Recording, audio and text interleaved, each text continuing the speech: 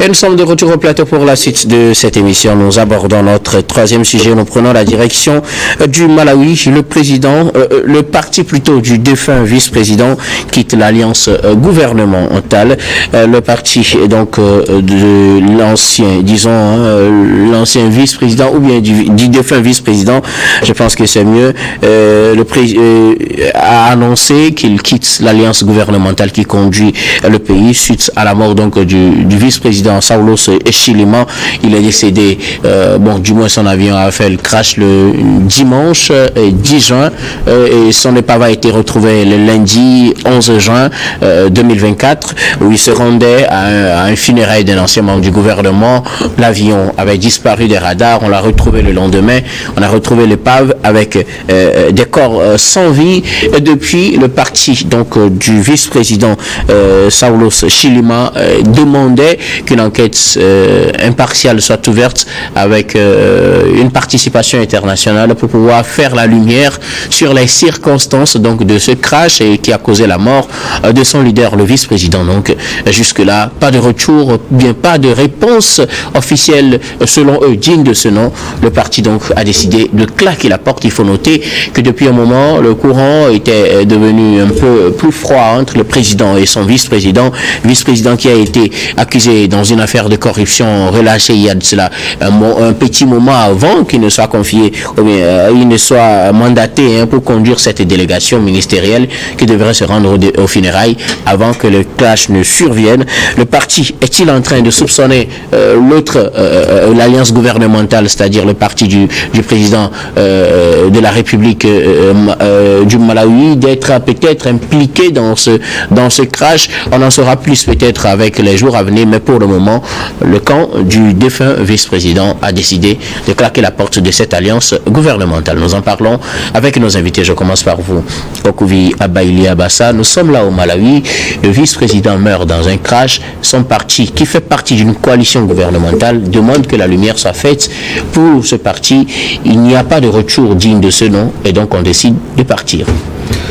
Je commence ce sujet par la présentation vraiment de mes condoléances les plus adressées à la famille de la famille politique et idéologique de Saulos Chilima, qui est un économiste chevronné, bien connu du Malawi. Vous avez la même profession? Oui, économiste comme moi. Mais c'est quelqu'un très engagé pour le développement du pays. Mais aussi sur le plan politique, il s'est fait reconnu, il s'est donné un nom. Puisque l'ancien président, même, il fut le vice-président même de l'ancien président. Donc, de 2014, ils étaient connus en 2014. Puis, lui-même, il avait déposé la candidature pour les élections de 2018, je crois. Et il a contesté les élections de 2018, ce qui a fait que le Malawi a réorganisé les élections en 2020 où il s'est fait élu vice-président avec l'actuel président. Voilà. Donc ils sont Lazarus Chakwera. Oui, Chakwera. Donc aujourd'hui, c'est vrai, il y avait eu un peu de froid entre les deux, au point où Chilima a été cité dans beaucoup de dossiers de corruption où un expatrié, un étranger, je peux dire, quelqu'un qui a eu binationalité a été arrêté au départ, où ils ont commencé par fouiller. On a senti que Chilima est proche de la personne, donc soupçonné de corruption. Il a été arrêté même. Et quelques temps après, je pense que c'est le mois de mai, ça a commencé en 2022, mais le mois de mai dernier, il a été libéré et il a repris ses fonctions officielles. Donc il y a des soupçons entre les deux camps. Il faut se dire la vérité que c'est une alliance présidentielle, mais il y a eu des soupçons au sein de cette alliance où on est en train de doiter quelques proches de l'actuel président d'avoir organisé ce coup peut-être qui a occasionné la mort du vice-président du Malawi. Vraiment, c'est quelque chose qu'il faut déplorer. C'est vrai, il avait quitté le 10 dans la capitale Lilongwe pour aller à Mzuzu, dans la ville de Mzuzu, pour assister aux obsèques d'un ancien membre du gouvernement qui est décédé. Donc, malheureusement, ils sont 9 dans l'avion à trouver la mort. Et on constate vraiment que la situation dans laquelle l'avion a disparu des radars avant de les retrouver le lendemain était vraiment obscur pour certaines personnes qui soupçonnent vraiment les membres les proches de l'actuel président d'avoir perpétré ce coup. Ils se disent, bon, c'est vrai qu'ils ont parlé du brouillard, qu'il y avait trop de brouillard, que le temps n'était pas bon, mais c'est dans cette circonstance qu'ils avaient quitté la capitale. Donc en allant, c'est vrai que avec les gens qui géraient la tour de contrôle, les avaient demandé de retourner, qu'ils ne peuvent pas atterrir au niveau de Mouzouzou, alors qu'ils étaient déjà proches de Mouzouzou. Quelle est la situation actuelle, comment on appelle, la situation au moment à cet instant où ils devaient retourner? Est-ce qu'il y a assez de kérosène pour revenir à la base, tel qu'on les a demandé? Est-ce qu'il n'y avait pas un problème technique avant qu'ils ne démarrent? Est-ce que les choses ont été vérifiées clairement avant leur départ? Donc, je me rappelle un tout petit peu de ce qui s'est passé au niveau du Togo avec le général Yassine Yadema, qui... l'accident de Sarakawa. Oui, l'accident de Sarakawa. C'est presque dans les mêmes circonstances, parce que les gens disent... on continue après. Je vous dis ça clairement, les gens disent que non, au niveau de, comme on appelle, au niveau technique, la vie technique, ils n'ont pas bien vérifié les choses techniques de l'avion avant le décollage, et qu'il y a complicité même des gens qui devaient gérer la visite technique même de l'avion avant le décollage. Donc je me dis vraiment, c'est vrai, le président a promis une enquête qui doit aboutir à un résultat, mais les gens du parti UTM de Chilima ne sont pas parfaitement, c'est-à-dire ne sont pas dans la même longueur d'ordre avec le président et son équipe.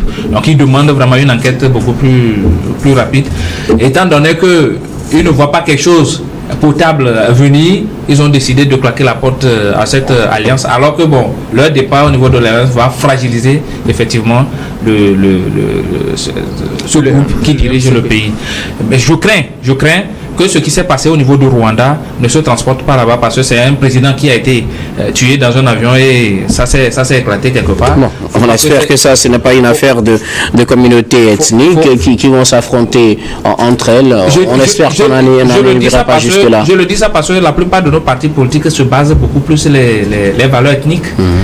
Vous allez dans la plupart des pays africains, on vous dit que non, ici, ce parti-là est implanté beaucoup plus au nord, ce parti est implanté beaucoup plus au centre, ce parti est implanté beaucoup plus au sud. Donc il y a les rivalités ethniques qui s'invitent dans les débats politiques, que l'ethnie de Chilima ne se lance pas dans une aventure qui sera chaotique à ceux de Malawi. Nous leur demandons plutôt d'apaiser leur cœur, qu'une enquête internationale soit diligentée pour trouver vraiment la cause de ce crash d'avion qui nous met tous dans une situation vraiment dans les mois total, quoi. Il faut dire que l'UTM, le parti de Saulos Chilima, qui est le vice-président, qui est mort donc il y a de cela un mois, depuis un mois, son parti réclame toute la lumière sur les circonstances de ce crash qui a coûté la vie à leur leader, qui était le vice-président qui participait à cette alliance gouvernementale aux côtés du parti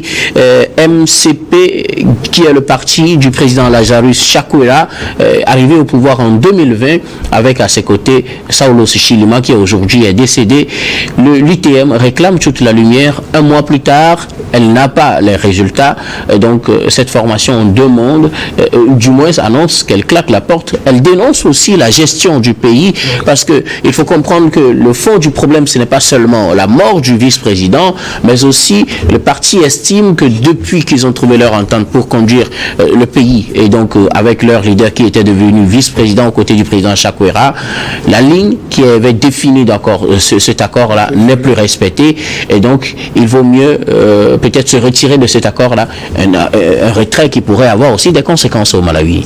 Oui, évidemment, ça doit toujours forcément avoir des conséquences néfastes sur d'abord la gestion de la chose du pays. Parce que lorsque vous vous mettez ensemble et que vous gagnez une élection et que l'un est président, l'autre est vice-président, ça veut dire que il y a déjà, comment on appelle ça ? C'est une coalition qui conduit le pays. Les responsabilités se partagent. Aujourd'hui, le pouvoir le parti politique du feu Chilima est dans son droit de réclamer c'est-à-dire les résultats de l'enquête.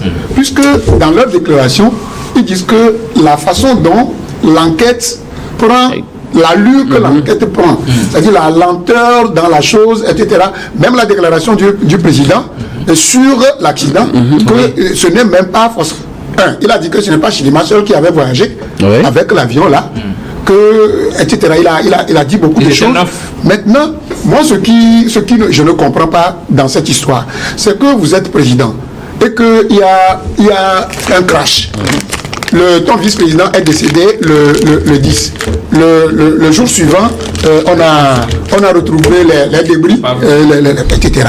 Maintenant, on vous demande de diligenter une enquête. C'est-à-dire que la façon dont le président est en train d'accueillir, c'est-à-dire que la chose contenue dans la lettre de demande d'enquête, c'est ça qui pousse le parti du défunt à soupçonner le président, parce que aujourd'hui, ça s'est passé, comment appelle-t-on, en Russie, quand les gens ont envisagé de parler de Yevgeny Prigogine et comment appelle-t-on son président russe là, Vladimir Poutine. Oui. Ce qui est sorti de cette enquête, c'est quoi? Rien, absolument. Pour mettre en péril la vie ou bien pour titiller Poutine qui est au pouvoir jusqu'à présent. Mais jusque-là, on n'a pas de preuve que Poutine a quelque chose à voir avec ce crash. Mais justement, je dis que même s'il y avait quelque chose, qui peut parler là-bas devant Poutine? Donc nous laissons ça. Maintenant, disons-nous. Et là, justement, je ne vois pas le rapport avec le Malawi. Ce que le parti politique, moi je dis que le parti est en son droit. Si le président de réclamer, si le président, parce que c'est la tête du parti là qui est parti, la tête du parti, monsieur le vice-président qui est parti. Donc ça désorganise au moins quelque chose, la gestion de son parti. Rapidement, répondez à cette question. Pour une enquête de cette ampleur, est-ce qu'il ne vaut pas mieux prendre le temps qu'il faut pour mener les investigations et sortir des résultats qui disent la vérité, que de se presser comme le demande l'UTM, le parti de Chilima, pour aller juste peut-être pour pouvoir en finir avec ce dossier, aller dans la précipitation et ne pas peut-être prendre en compte tous les autres aspects? Est-ce qu'il ne faut pas prendre le temps qu'il faut pour faire toute la lumière là-dessus? Est-ce que l'UTM n'est pas trop pressé, je veux dire? Mais ça dépend.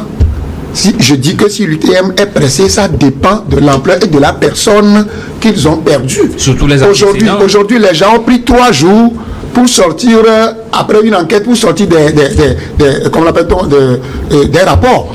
Vous comprenez? Aujourd'hui, il faut voir la taille de la personne. Il faut voir la taille. Ça fait déjà 1 mois. Quel temps vous voulez comprendre? Si le président même est vraiment engagé à ce qu'on fasse cette enquête aujourd'hui pour qu'on sorte un rapport, parce qu'il a peut-être, puisque le parti du vice-président jette déjà des soupçons sur lui, c'est pour moi, en analysant sa lenteur dans la poussée de ceux qui sont engagés dans cette enquête, et par rapport à ce que le parti du défunt est en train de penser, ça veut dire que sa responsabilité, il sait que peut-être sa responsabilité serait engagée quelque part, et si cela, il faut soupçonnez le président Chakwera.